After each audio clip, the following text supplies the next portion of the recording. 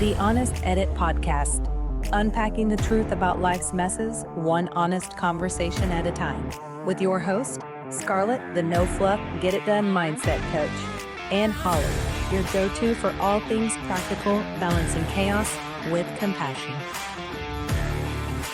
Hi, everyone. Welcome back to the Honest Edit with Holly and Scarlett. And today we have our special guest celebrity, Tess, who is the founder of Charity Road. She's going to explain to us how she's a powerhouse for this great charity and does a ton of nonprofit work. And we all need a Tess in our life. So welcome to the show. Thank you so much, both of you. I am honored to be here with these beautiful ladies that make a difference in the world as well. And I appreciate the exposure for our charity. Yeah, we're very excited. So tell us a little bit about Charity Road, like from a high level, and then we want to talk about you, and then we'll talk more about the charity. So, Okay. Well, Charity Road started because before it was even called Charity Road, I was taking my daughter to work, my youngest, and we were pulling up to the back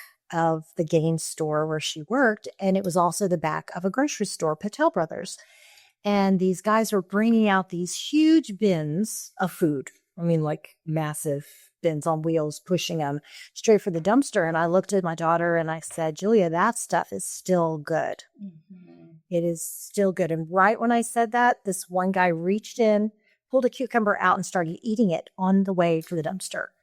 So I said, something has to happen. So what I did was dropped her off and pulled around to the front of the building. And I walked inside Patel Brothers and I talked to a lovely girl working there named Moon, and told her, hey, I'd really like to take the food you're throwing away and give you a tax deductible donation receipt and, keep it from going to waste, to meet a lot of people. So she talked to someone and came back to me and gave me the cell phone number for Darshan Patel, who owns all the Patel Brothers stores, and I texted him and said, I got your number from Moon and I would love to pick up your food and give you tax deductible donation receipts. And he said, when can you start? And I said, tomorrow. So I had no idea where I was going to take it, but I had done work with different nonprofits and I thought I'm just going to get it. And in the meantime, overnight, I'm calling some people and found some places where I could take it. They'd welcome the food. Everybody eats food. So we all like to eat every day.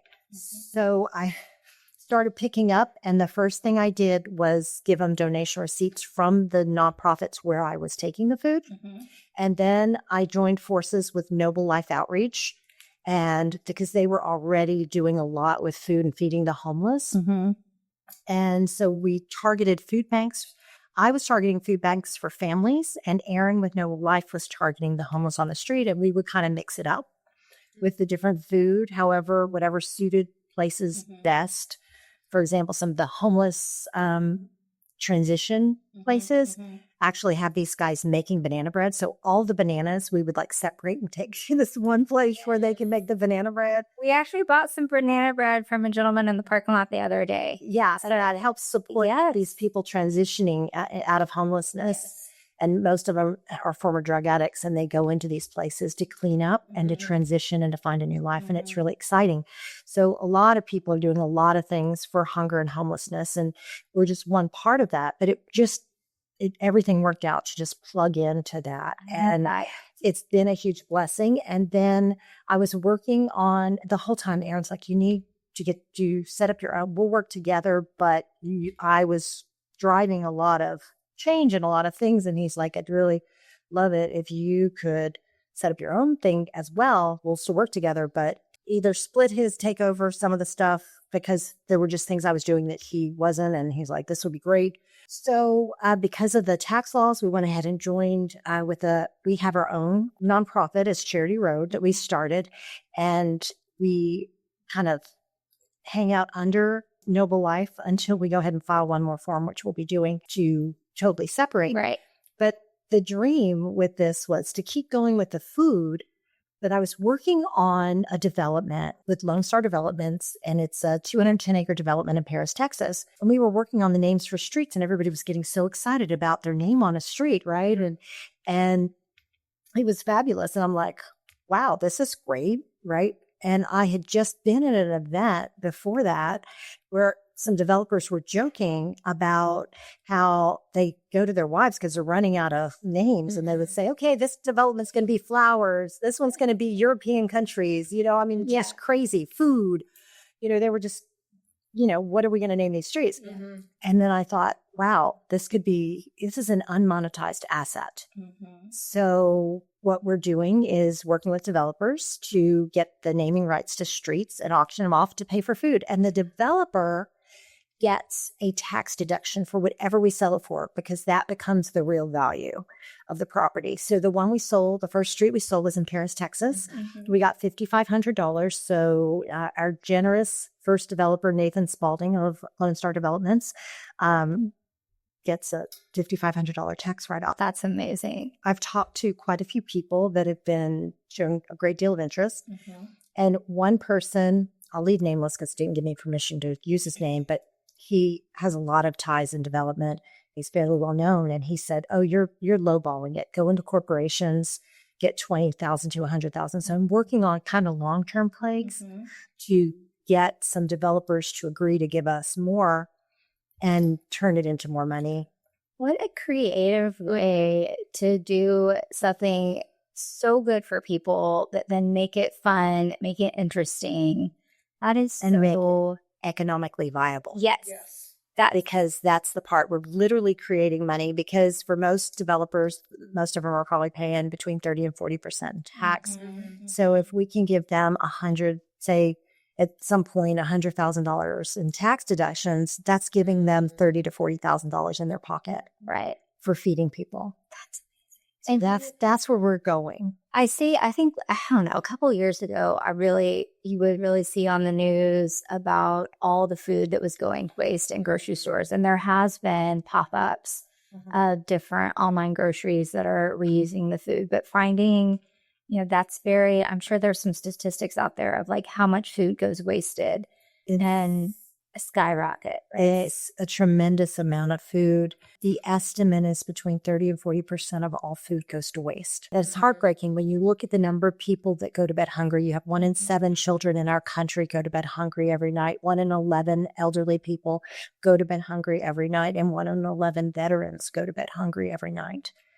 And so if you look at those numbers and you think, well, why don't we just take this stuff intercept it before it hits the landfill? That's our goal. Mm-hmm. And transition that into something, put it on tables. And we've been blessed to be able to do that. And part of our food that we've done also, while the program was going, was our Farmers to Family program, which we did previously. And we were able to do a lot of food that, just was surplus food that was otherwise go to waste. Because a lot in the grocery stores too, there's just kind of these, and I'm going to talk, kind of these ambiguous laws. Like if there is, a scratch on this apple, or there's too much brown on this banana, we know that like if it sits on our counter, it's fine to eat. But in grocery stores, we have this, I think, societal thing of like, oh, it has to be a perfectly shaped whatever, or perfectly colored or whatever. And that's not the truth. Right. So what happens is we buy food, and we're all lazy. We may be ambitious and we may work all the time, but we all have a lazy element when it comes to our regular maintenance things like cooking and shopping and so forth. So we buy food and hope, hey, I don't want to go to the grocery store too many times this week, so I want to get stuff that's really fresh so it lasts me 3 to 5 days. Mm-hmm. Okay. So when you go to the grocery store, there's food that would still be good. Mm-hmm. And what we get is food that needs to be used in a day or two, maybe 3. Which can make a huge impact on someone who hasn't eaten in a couple of days. Right. And if you we take it into these food pantries that literally give it out that day or the next morning. Mm-hmm. So it's going out. People are eating it. Sometimes we'll do homeless shelters. We've done some Salvation Army rehab centers and that kind of thing. And when we take food in there, they cook it. Like I've literally delivered food. They started cutting and cooking right away. And there's so much produce in there too. And a lot of these unhoused people and homeless people that are they're getting big packets of things. And it's like getting a fresh apple or getting a cucumber that might have a little mush on the end or whatever is probably so wonderful to have something different. Oh, well, absolutely. And the first time I went to Salvation Army Adult Rehabilitation Center, I went to one of those, and the chef there, well, he's a volunteer cook. Yeah. I called him a chef. And so the first time I went there, he said, I've been here for several years, and this is the first fresh produce we have had in years. Like, Amazing. the first few weeks he was there, they had a little bit, and then he hadn't seen any since. And so they would take it and immediately integrate it in. And it's because for practical purposes, no fault, people want shelf-ready things. They want things that are non-perishable goods. But non-perishable means preservatives. It means your body also doesn't process it as well. And we want a balance of nutrition. There's nothing wrong with those non-perishable and the grains. And of course, we love to supply meat. That's why we're doing the auction. But for what we pick up, we only pick up produce because meat, we'd have to make a judgment call, and we'd also have to have refrigerated transportation, and we use volunteers. Right. So we want it to go in your Toyota or your Ram Charger, whatever you've got. We want it to be able to fit in there and be transported, and it's whatever temperature you're riding it. Right. It's just, and it'll make it for the 15 or 20-minute trip and go to the shelter or the food pantry.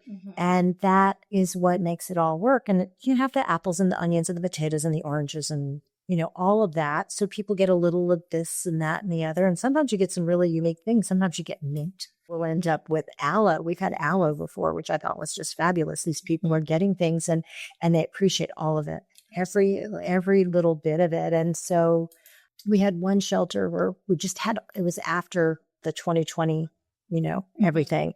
And they'd had to shut down the grocery store and clear out everything. So we had 2 big truckloads of produce from Patel Brothers, and we were able to dock it through Holy Kombucha helped us out with their dock and their areas. So we unloaded onto the dock, separated, and then we had all of these volunteers come and pick up for all these different charities. Wonderful. And I got a phone call the next day that was amazing from one of the places. And they said, you're not going to believe this, but that aloe was tremendous because they had some people that had some burns. They had been in a fire and they were at the last part, but it really helped literally burn victims. We were able to get them the aloe, which was nice. And then of course, everybody loves the ginger and the mint and the, all the good things that are special treats that come through some of the time. A lot of the time, it's a whole lot of potatoes, a whole lot of onions. These are all wonderful, and the apples, those are the most frequent, is squash.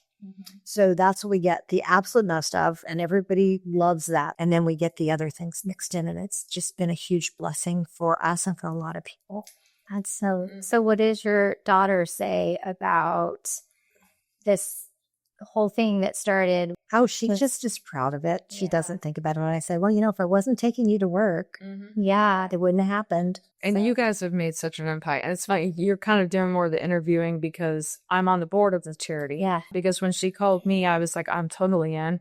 So I'm a little bit more quiet than I normally am on this episode. But you have moved so much food and made an impact. Tell the audience and Holly how much food you... In 8 years, we have done over 100 million pounds of food. And that's in conjunction with Noble Life. That's our whole team effort, which has been fabulous. And it includes the Farmers to Family program, which got us a lot of food in 2020 and 2021.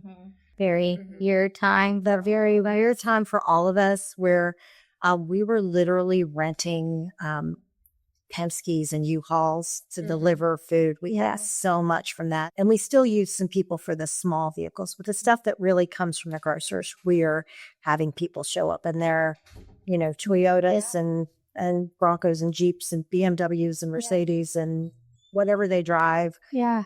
Hyundai, Subaru, we don't care. And usually these rounds take people about an hour. Oh, that's great. So what role has faith, resilience, your intuition, your knowledge of being a business, what has that played in starting this new thing? Well, I think all of us have gifts and intuition. And sometimes we have moments in our life where it just all comes together. And with that, I intuitively knew that food's still good. And I just rolled with the opportunity. I thought, I know enough people, I know enough places. I've done a lot of work with the homeless. let's go grab some food. Just make it happen. I knew it could fall into place. It could happen because really, I'll quote my dad, which is, if you take a look at your circumstances and all the resources that you have, you'll find you have everything you need to accomplish anything you want. Say that again. If you look at all of your assets, all your resources, everything around you, relationships, all of that, you'll find you have everything you need to accomplish anything you want. It's beautiful. And so I just rolled with it because I thought, I know enough people. I know, and I knew that the needs are out there. There's a bridge here. Let's just do something. And so one idea became such a huge impact for so many people. And I feel like there's stuff all over the world, but all over, and even in your community, like making one small change or connecting one person or reaching out and smiling for someone. Yeah. Those little changes can make such a huge difference. And that's what you've done. Yeah. I think everybody has something they can give back. And this was a circumstance where I'm going to go quote my family again. My late brothers always said, opportunity honks while it drives by. And so I just saw that and I just went and thought, this is an opportunity to do something. Well, I didn't know how it was going to roll out, but I knew, let's go roll with that. I felt like, if you want to talk about intuition and faith, I just felt like this is something I needed to do. And again, didn't know where it was going to land, but I was going to grab that food, get it out of the landfill. And so that's how this has happened. And we also found that for the grocers that donate, they save about $400 a month per store on dumpster costs. Oh, wow. And so it's good for everybody. Of course it is. And it's just a blessing, and there are little things. Sometimes the nonprofits we get a little food that's a little overdone, and then you throw it away there. But honestly, the grocers don't care if you have time to use their dumpster and go through it. They don't care. They just don't always. They sort a lot of it sometimes, but sometimes they don't have time to sort it. Right. So the choice is give it all to you or give none of it to you. So I say, bring it on. Do you feel like, because I know you own several companies, you started this charity as a founder, do you feel like there was a moment where you're just going, there's too many challenges? Do you feel like there was a moment where, I just can't do this, or you felt a moment of overwhelmed? I'm not going to say quit because it's like not in your vocabulary, but did you just feel like there was just so many challenges that maybe you needed to take a step back, or you had that overwhelm? Well, I think we all do things and we have moments of being overwhelmed, and then you just have to think that's a growth moment. That's like, what other resources are going to come to us? So when I had this idea to do the roads, and I thought, what other resource is around me? How can I consider? Then I got a phone call. Then I called Scarlett, and I have to say, taking the next step with everything has really been a blessing to have Scarlett, because she can organize the remains of a tornado. And she sure can. And sometimes that's exactly what she's doing.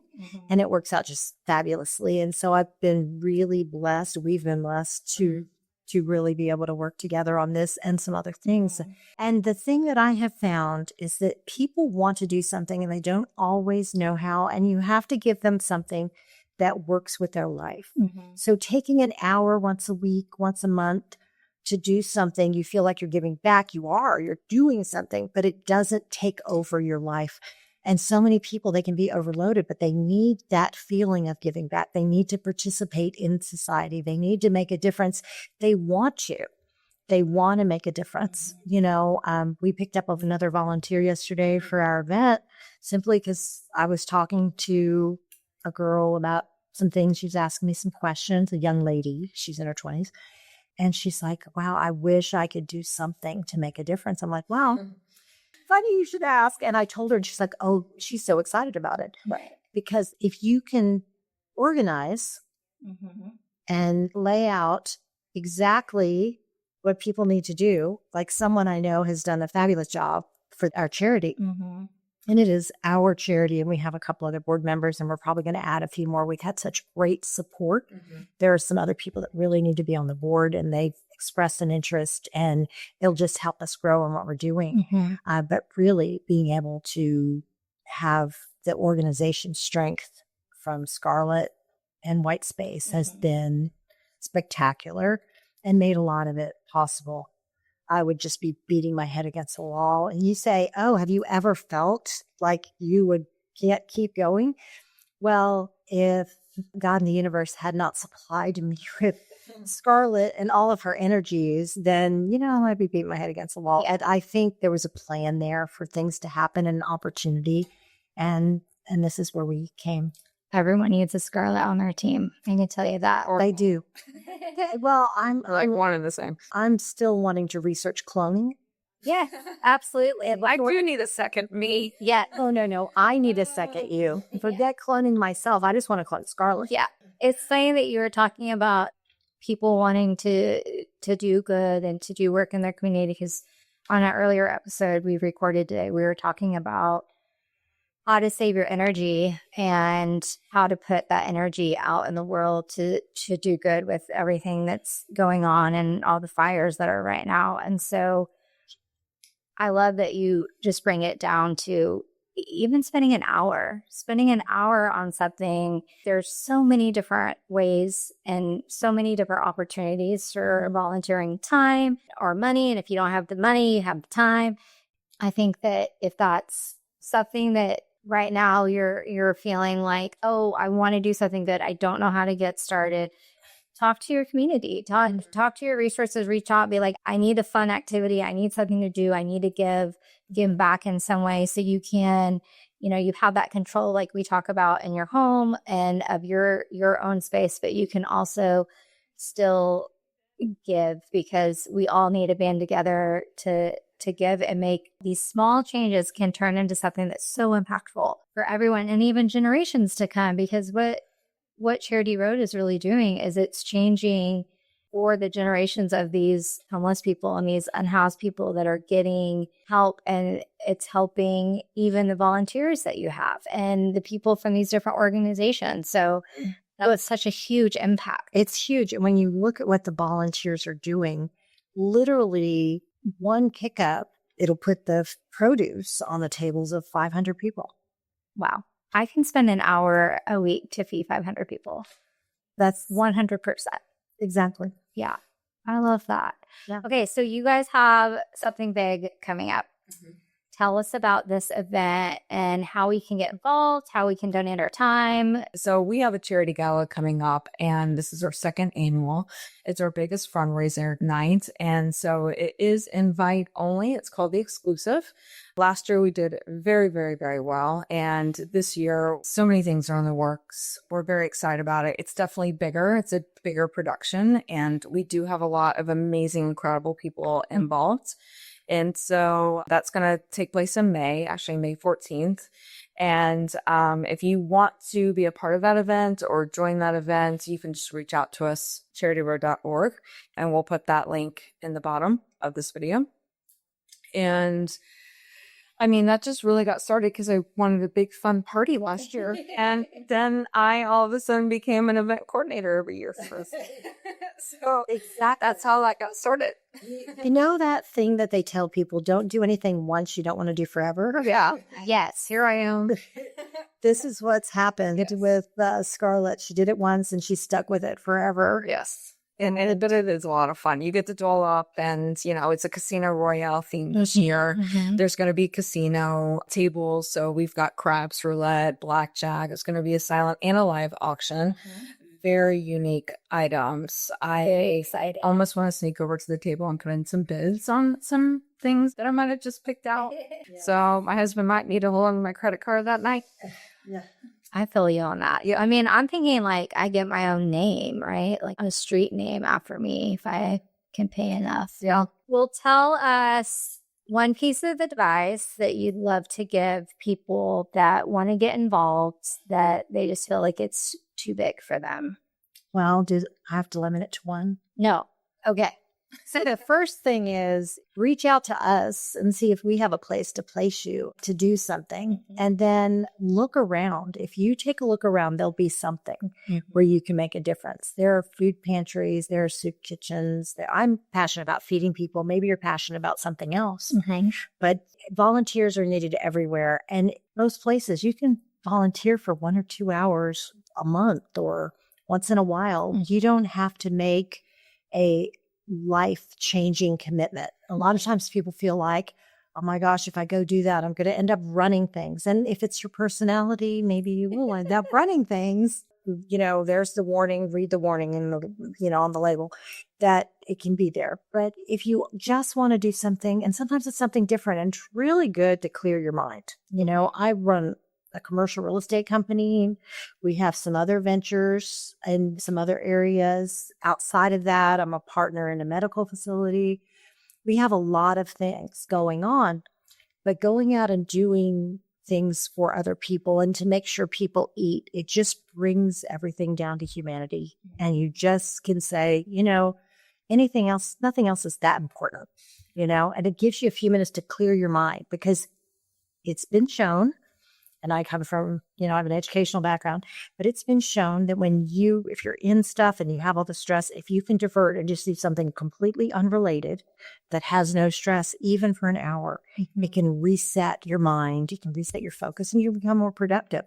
So I believe if you give a little back, you'll feel better, it'll lower your stress, you'll feel more productive. And whatever you have going on will seem so much smaller when you realize, hey, I just fed 500 people, and there are far more than 500 people out there that need food.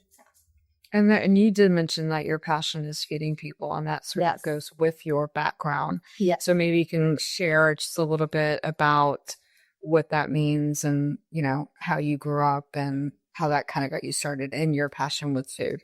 Yeah. Well, first of all, I really came from, on my mom's side of the family, a bunch of farmers. So there was always food and very hospitable. When you go to visit any relative, you're loaded with food. But then you begin to realize as you get a little older that not everybody has food. So one of the first things, I first started volunteering in junior high. Craziness, that I did. But that was with seniors, and I started feeding. I literally some of these people can't feed themselves. So it wasn't a lack of food. They just couldn't get it to their mouth. So one of my first volunteering things, and I was like 12 or 13, I was literally in a nursing home feeding people. I could walk there from my house. So after school, I would go and I'd feed people dinner a couple days a week. It was nice. They talked to you and so forth, but they had a hard time because of their illness and so forth. But I was always aware. And then I became more and more aware of people just not having food. And that is just horrible. And, you grow up with your mom saying, oh, the starving people. But then you get a little older and you realize that's not a myth. There really are starving people. And so everywhere. And so I just got more involved a little bit in high school.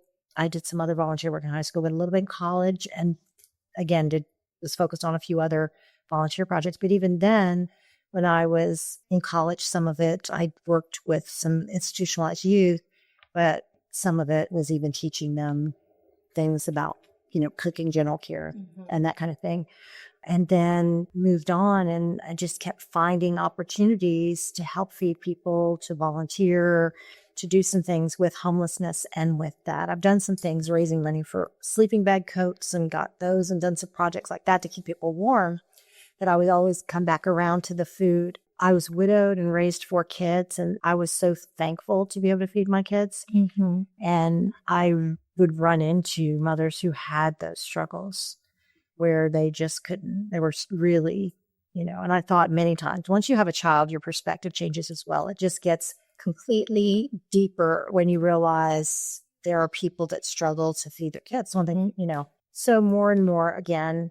So it's just evolved, but there's something in me, whether it's genetic because I came from farmers, or not. But I think there's enough food out there. We should try to make sure everybody eats. Absolutely. And if we can all do our part. But again, there are people doing other things that are very valuable. Housing the homeless, education, helping animals. There are so many ways to volunteer and give back. And I think whatever is your drive, you should contribute to it in some way. If you're sitting around your house thinking, I really love animals and I hate that these things happen to animals.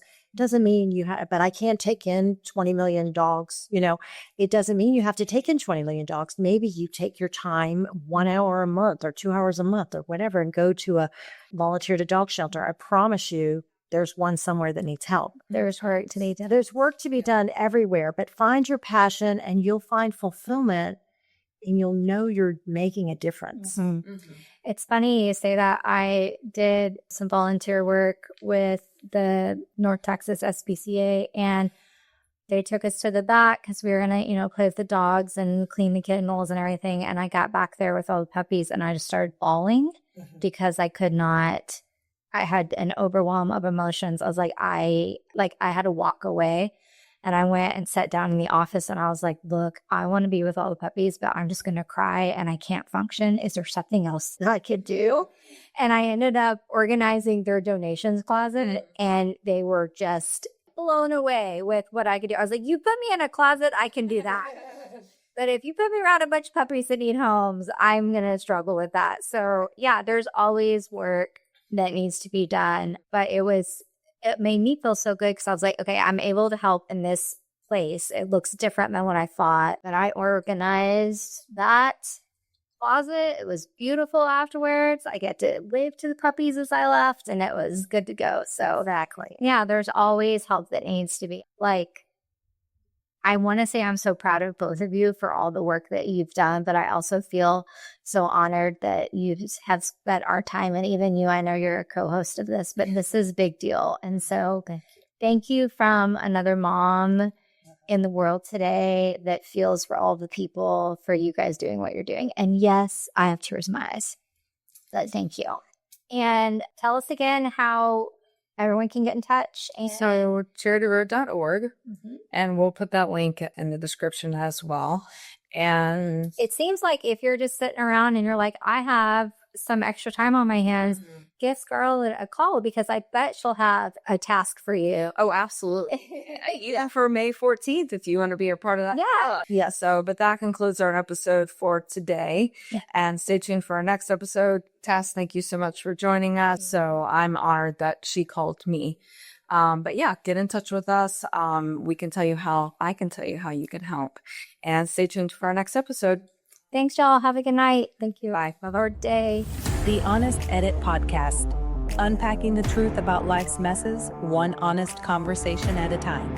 With your host, Scarlett, the no fluff, get it done mindset coach, and Holli, your go-to for all things practical, balancing chaos with compassion.